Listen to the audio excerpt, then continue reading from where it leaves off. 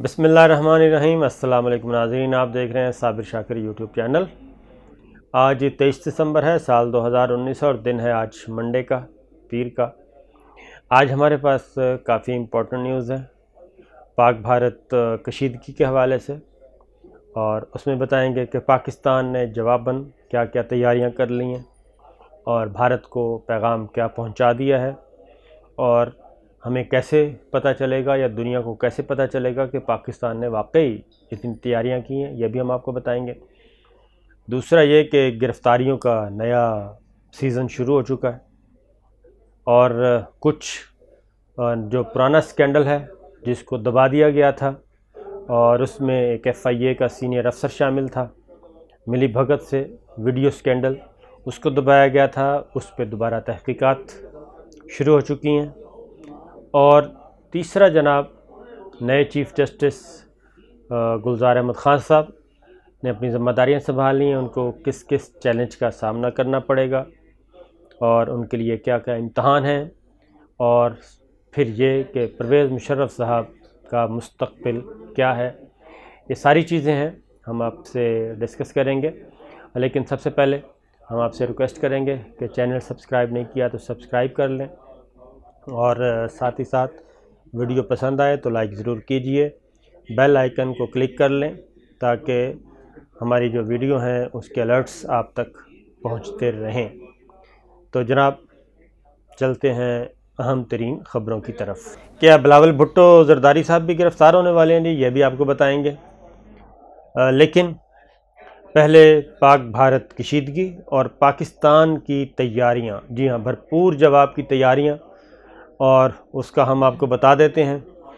कि एक तो इंडिया में जो आग लगी हुई है, अब अजीत डोवल जो सारे इसके मास्टरमाइंड हैं, इंडियन एस्टेब्लिशमेंट जिसको कहते हैं, रॉ है, जो इंडिया को खालिसतन हिंदुत्व का एक नज़रिए की तरफ के काम कर रही है, हिंदुत्व के नज़रिए पे, और हिंदुस्तान को सिर्फ़ हिंदुओं का मुल्क बनाना चाहती है, कि ईसाइयों को ख़त्म करना चाहती है, मुसलमानों को ख़त्म करना चाहती है। अब इंडियन एस्टेब्लिशमेंट के भी कान खड़े हुए हैं कि कहीं अजीत डोवल और नरेंद्र मोदी जो हैं वो पूरे मुल्क का ही सत्यानाश न कर दें। और जो आग लगी हुई है, क्योंकि अमित शाह का, नरेंद्र मोदी का, अजीत डोवल का तो ये ख़्याल था कि इस पे कोई हरकत ही नहीं होनी,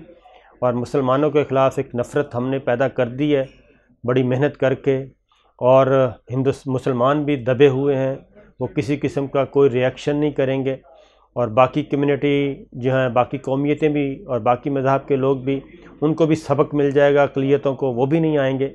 लेकिन उसके बरक्स हुआ, और लाखों नहीं करोड़ों लोग जो हैं वो इस वक्त सड़कों पे हैं और भारत में आज़ादी और सिर्फ़ आज़ादी के नारे लगा रहे हैं। ये एक अलमिया है, बल्कि अलार्मिंग है इंडिया के लिए, इन एस्टेब्लिशमेंट के लिए। और अब ये सोचा जा रहा है कि अजीत डोवल और नरेंद्र मोदी और अमित शाह ये कहीं पूरे का पूरा देश ही न ले डूबे। तो जनाब जो कुछ भी है, लेकिन पाकिस्तान ने अपनी तैयारियां भरपूर कर ली हैं, क्योंकि नरेंद्र मोदी ने एक इल्ज़ाम आयद किया है। उसने कहा है कि पहले पाकिस्तान मुज़ाहरे करता था इंडिया के अगेंस्ट लंदन हाई कमीशन के सामने,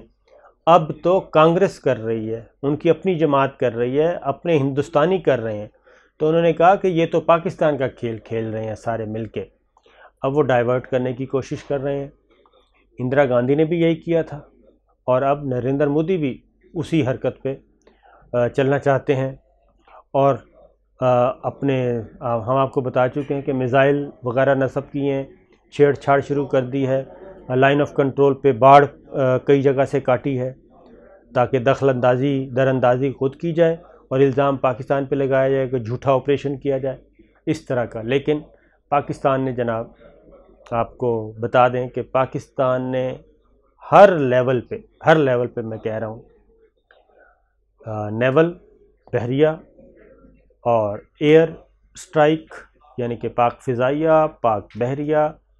और बर्री अफ़वाज, बहरी अफ़वाज, ज़मीनी अफ़वाज, तमाम की तमाम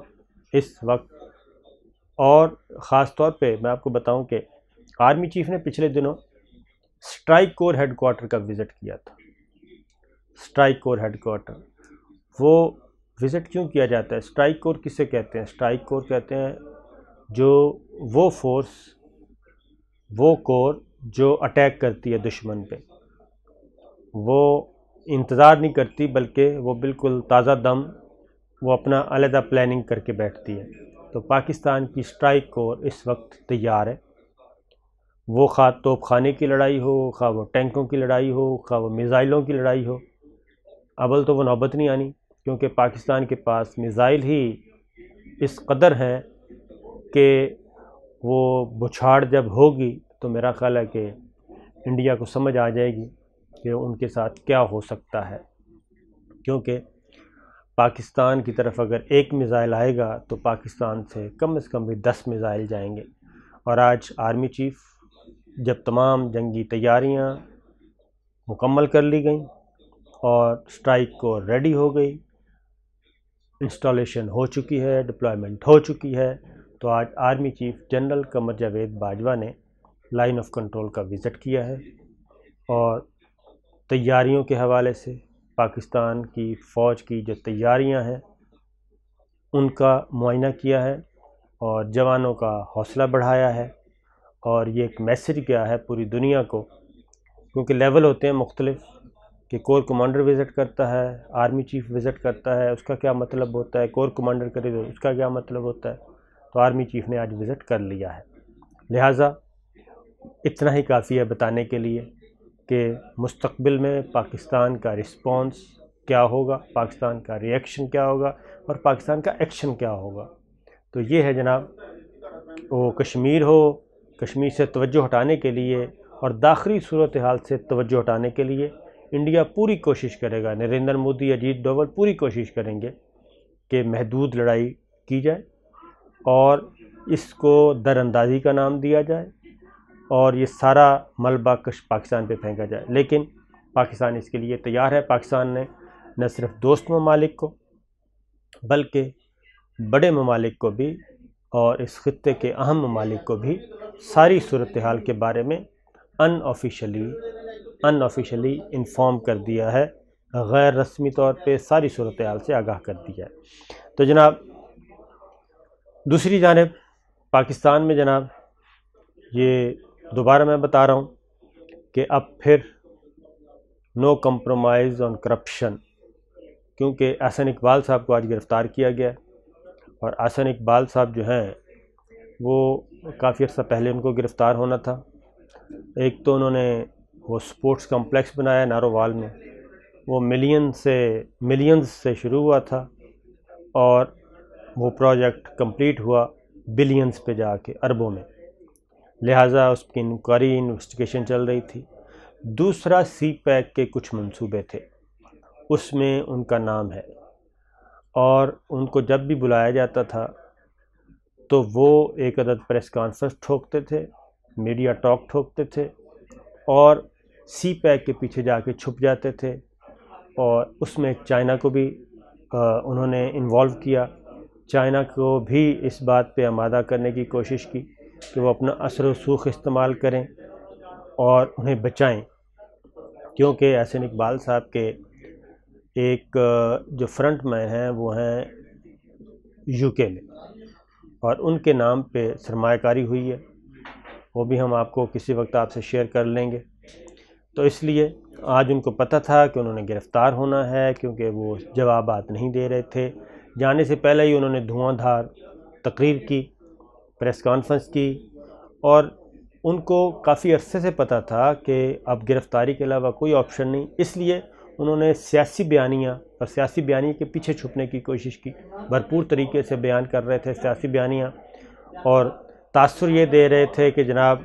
میں سیاسی شہید بن جاؤں اور مجھے گرفتار سیاسی وجوہات کی بنا پہ کیا جائے گا، اس وجہ سے نہیں کیا جائے گا۔ اور آج جب احسن اقبال کی گرفتاری ہوئی، ایک اور مسلم لیگ نون کے رہنما ہیں، ان کی گرفتاری بھی بالکل تیار ہے، لیکن اطلاعات ہیں کہ وہ بیرون ملک یا تو نکل چکے ہیں یا نکل جائیں گے، اور اب وہ نظر نہیں آئیں گے، کیونکہ ان کی اور ان کی مسز کو، ان کے بچوں کو بھی بلایا گیا تھا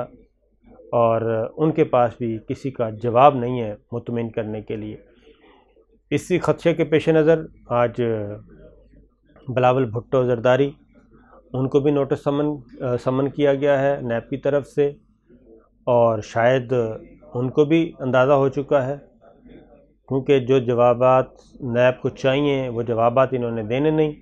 تو آج انہوں نے بھی ایک میڈیا ٹاک کی ہے جناب کہ مجھے اگر گرفتار کیا گیا تو میں زیادہ خطرناک ہو جاؤں گا۔ اس کا مطلب میں آپ کو سمجھا دیتا ہوں۔ اس کا مطلب وہی ہے کہ جب بھی آپ ان کو گرفتار کریں گے تو یہ پاکستانی سے فوراً قوم پرست بن جاتے ہیں، یہ پھر لسانی علاقائی سیاست شروع کر دیتے ہیں، یہ بلوچ کارڈ، یہ سندھ کارڈ، یہ پختون کارڈ، پھر اس کارڈ پہ آ جاتے ہیں۔ آپ کسی بھی قوم پرست کو، کسی بھی کرپٹ آدمی کو پکڑیں گے وہ فوراً اس کے پیچھے چھپ جائے گا۔ اگر آپ کسی معزز جج کے خلاف کارروائی شروع کریں گے تو وہ عدلیہ کی آزادی کے پیچھے چھپے گا۔ اگر آپ ہماری برادری کا کوئی بندہ میڈیا کا چھیڑیں گے تو وہ میڈیا کی آزادی کے پیچھے چھپے گا، اور اگر آپ کسی سیاستدان کو پکڑیں گے تو وہ سیاسی انتقام کے پیچھے جا کے، پارلیمنٹ کے پیچھے جا کے، جمہوریت کے پیچھے جا کے چھپ جائے گا۔ تو یہ ہے، لیکن میں آپ کو بتا دوں کہ پاکستان کا بیانیہ وہی ہے ابھی تک بھی۔ درمیان میں کچھ ضرور ایسے لگا، آج بھی ایسے لگا ہے کہ کچھ رعایتیں دی جا رہی ہیں اور کہیں کہیں سکم نظر آ رہا ہے۔ ایسے لگ رہا ہے کہ تمام ادارے جو ہیں وہ آن بورڈ نہیں ہیں۔ ایک ادارہ اگر کرپشن کی کمپین چلاتا ہے، اکاؤنٹیبلٹی کی طرف جاتا ہے، تو دوسرا ادارہ جو ہے وہ اس کو کیا کہنا چاہیے انڈو کرنے کی کوشش کرتا ہے۔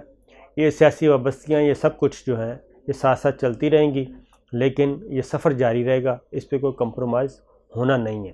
تو آنے والے دنوں میں مزید گرفتاریاں ہوں گی، اور کیونکہ جو چیزیں سامنے آئی ہیں وہ یہی آئی ہیں کہ جناب یہ جو ساری پلاننگ کی گئی تھی، اور فوج کو بدنام کرنے کی، فوج کی لیڈرشپ کو بدنام کرنے کی، اور ان کو الجھانے کی، اور ان کو اور حکومت کو لڑوانے کی، اور فوج اور جوڈیشری کو لڑوانے کی، فوج اور بار کو لڑوانے کی، بار اور بینچ کو لڑوانے کی، یہ سارا اسکرپٹ جو ہے وہ انفولڈ ہوتا جا رہا ہے۔ اور اسی لیے آج چیف جسٹس گلزار صاحب نے اپنا پہلا مقدمہ سنا، اور انہوں نے برملا یہ کہا کہ ایک میسج دیا ہے ایک جملہ بول کے ایک اور مقدمے میں کہ وہ ایگزیکٹو کے معاملات میں مداخلت نہیں کریں گے، ایگزیکٹو کے دائرہ کار کو میں نہیں جائیں گے۔ انتظامیہ کا کام ہے اپنا، وہ اپنا کام کرے، عدلیہ کا اپنا کام ہے وہ عدلیہ کرے گی، اور سیکورٹی فورسز کا اپنا ہے وہ اپنا کریں گے۔ تو یہ ساری چیزیں چل رہی ہیں۔ تو جناب دوسری جانب کیا ہو رہا ہے، ایک اور چیز میں بتا دوں کہ ویڈیو سکینڈل جو دبا دیا گیا تھا، جج ارشد ملک احتساب عدالت کے جج، ان کا آڈیو ویڈیو سکینڈل دبا دیا گیا تھا۔ ایف آئی اے کے کچھ سینئر افسرز اور کچھ اور مقامی وہ تھے، انہوں نے اس کیس کو بند کرنے کی کوشش کی، بلکہ کافی حد تک خراب کرنے کی کوشش کی۔ تو جناب اس سلسلے میں